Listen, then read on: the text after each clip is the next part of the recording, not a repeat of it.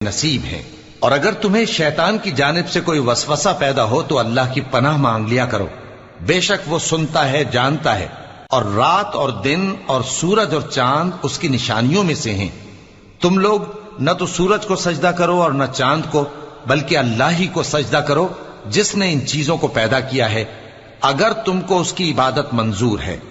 फिर अगर ये लोग सरकशी करें तो अल्लाह भी इनसे बेनियाज है, क्योंकि जो फरिश्ते तुम्हारे परवरदिगार के पास हैं वो रात दिन उसकी तस्बीह करते रहते हैं और कभी थकते ही नहीं।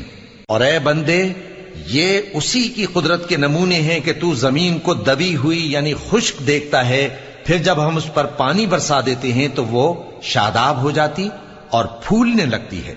बेशक वो जिसने जमीन को जिंदा किया वही मुर्दों को जिंदा करने वाला है। बेशक वो हर चीज पर कादिर है। बेशक जो लोग हमारे अहकाम से इन्हिराफ करते हैं वो हम